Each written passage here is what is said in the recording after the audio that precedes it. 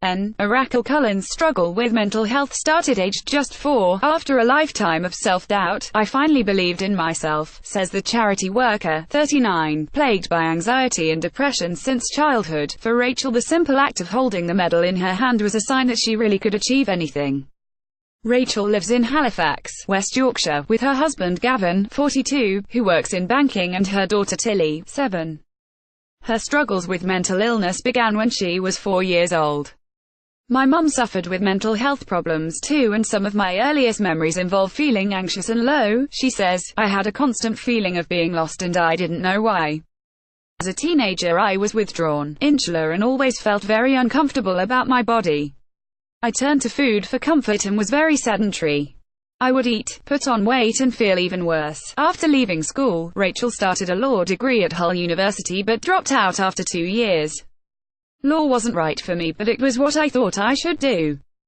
April 2011, Rachel crossed the finish line of the London Marathon in 4 hours 25 minutes. I was chasing after all the things that I thought would make me feel better, but none of it did. When she was 24, Rachel was diagnosed with bipolar disorder, a mental health illness characterized by significant mood swings including manic highs and depressive lows. On the one hand, it was a relief. I could rationalize it and understand why I'd been feeling so low. It gave me hope that there was a solution and I wouldn't have to carry on feeling that bad. I was prescribed antidepressants, which I was on for years. Rachel returned to university to complete her degree, and on paper it looked as if she had everything sorted. She achieved her dream to work as a solicitor and in 2002 started dating Tim, whom she met at work. Sunday, April 23, 2017. But Rachel admits that during this time she was drinking too much. The first thing I would do when I walked through the door was pray. I had half a bottle of chilled white wine in the fridge. If I didn't, I'd go to get one. Tim proposed in 2004 and they tied a knot in 2005. However, the marriage lasted just 18 months. It was always going to end. He was a lovely person, but I should have been brave enough to end the relationship earlier because it wasn't right, she says. Yet as her relationship crumbled, Rachel discovered the thing that would change her life forever: running.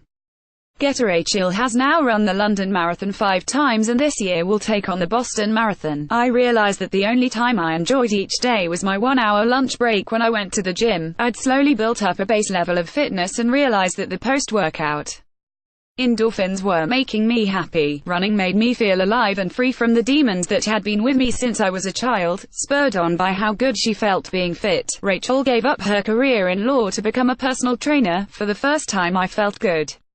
I felt as if I was changing into a better version of myself. Then in 2009 she met Chris. The couple quickly fell in love and decided to try for a baby. I knew I wanted to be a mum, but I was terrified. I didn't know if I was going to be able to cope, and so while pregnant with Tilly, Rachel set herself a challenge: to run the London Marathon the year after she gave birth.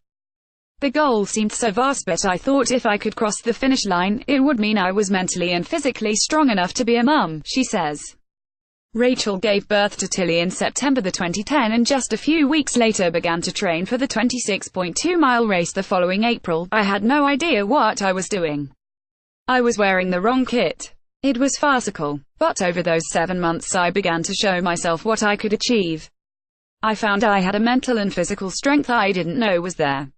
Friday, June 23, 2017. Anxiety, a feeling of uncontrollable unease such as a worry or a fear. In April 2011, Rachel crossed the finish line of the London Marathon in 4 hours 25 minutes. I felt a mixture of euphoria and relief. In spite of all the doubts, I'd done it, she says. I knew then I could be a mum. I could tackle motherhood and all that comes with it. Rachel's relationship with Chris ended in 2014, but later that year she fell in love with Gavin, who she met at her running club. We're very happy. We race and train together in a kindred spirits, she says. Rachel, who has now run the London Marathon 5 times and this year will take on the Boston Marathon, says running has completely transformed her life. Running has taken my life in a direction I never imagined. And best of all, I haven't needed antidepressants since I ran my first marathon. I've become a person and the mum I never thought I'd be able to be.